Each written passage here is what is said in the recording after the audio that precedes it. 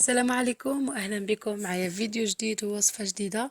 وصفتنا اليوم ان شاء الله عبارة عن حلوى راقية في المنظر وبسيطة جدا بأربع مكونات متوفرة في كل مطبخ ان شاء الله.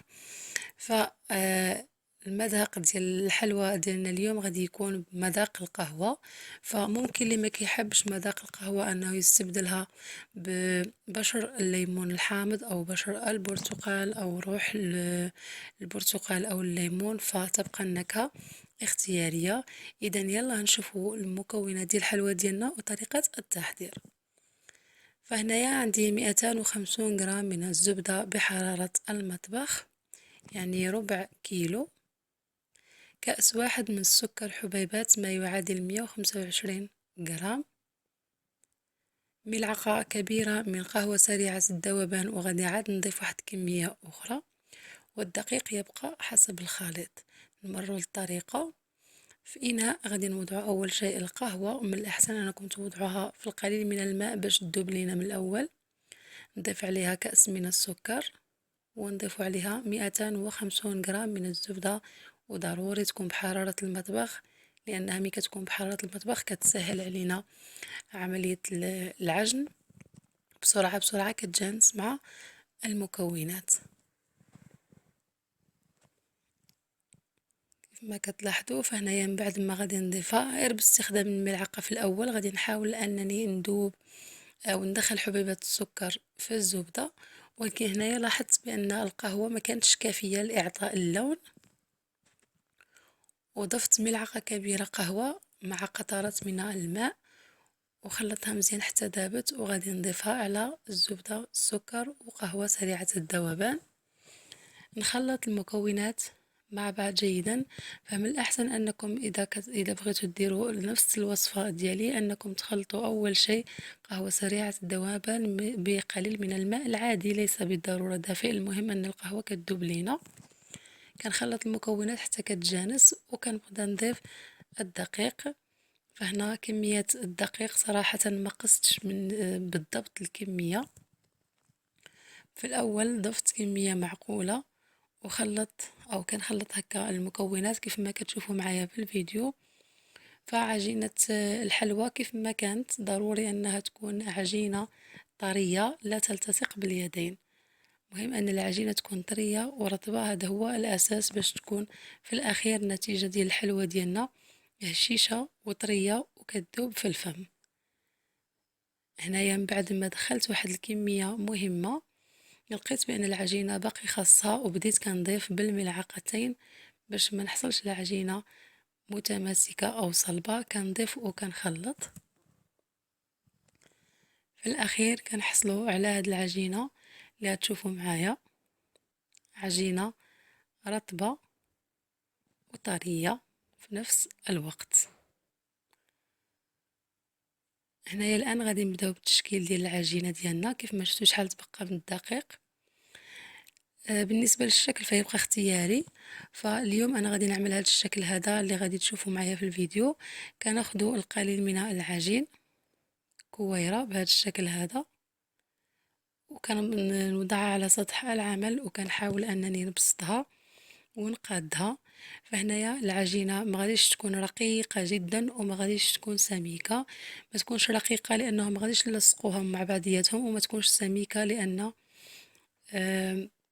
وكذلك ما تكونش رقيقة باش لأن ما فيهاش خميرة الحلوى. غادي ناخدو صينية الفرن اللي فرشتها بورق الزبدة. إذا ما توفرش ورق الطبخ أو هذا ورق الزبدة فعادي نوضعو بدون دهن، لا زيت ولا أي شيء، لأن أصلا العجينة فيها الزبدة وما غاديش تلصق لينا. نعاودو مرة أخرى. كيف ما كتشوفوا كناخد كويرة، والكويرة تكون يعني لا صغيرة ولا كبيرة، وكنعمل هذا الشكل اللي كتشوفوا معايا، وكنحاول انني نضغط ونقاد الجوانب باش تجي الحلوى ديالي كلها مقاده. كنحاول انني من نديرهاش غليظه ولا رقيقه. فغادي ديروها كيف ما هو موضح بالفيديو بهذا الشكل هذا. كنحاول انني كنضغط غير بشويه باش ما تكونش عندي رقيقه ولا غليظه. هذا هو السمك ديال الحلوى ديالنا.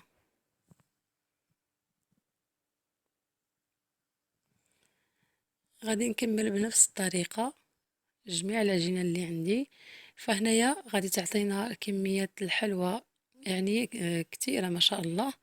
فممكن أنكم من نفس العجينة تخرجوا أشكال متعددة. فأنايا بغيت نكمل غير بهذا الشكل باش تكون كمية كثيرة من نفس الشكل، لأنه سبق لي وعملت أشكال كثيرة. فغادي نخليها لكم كلها في روابط تحت صندوق الوصف.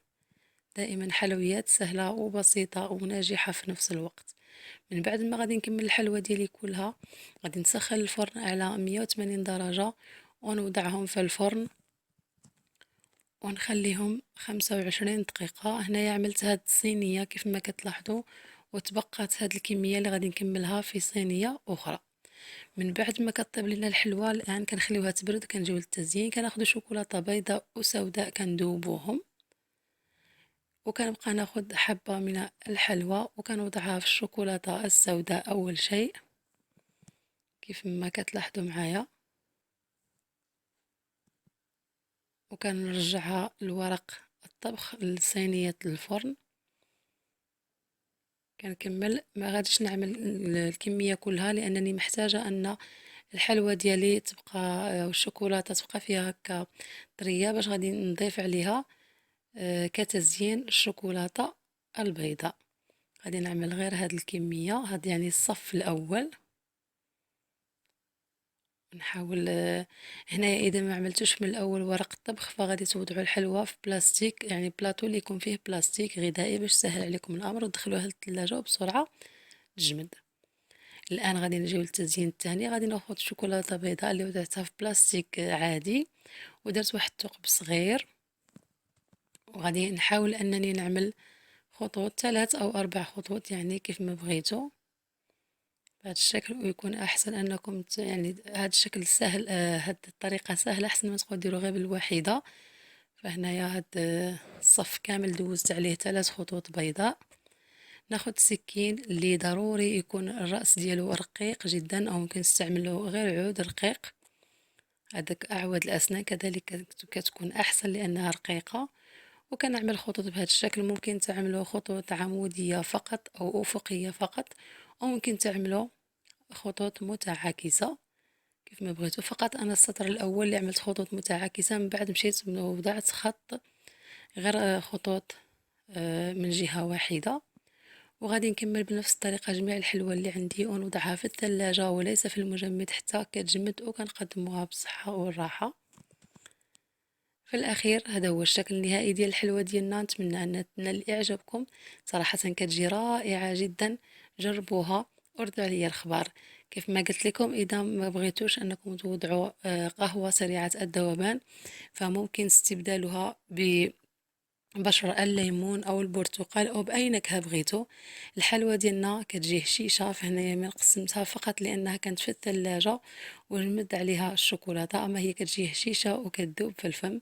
نتمنى ان الوصفه ديال اليوم تكون نالت اعجابكم وتجربوها، وما تنسوش تخليو لي لايك وكذلك اشتراك في القناه للتوصل بجديد الوصفات.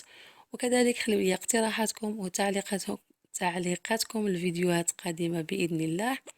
هنا نقول لكم تهلاو في راسكم، نتلاقاو في فيديو جديد ان شاء الله. السلام عليكم ورحمه الله تعالى وبركاته.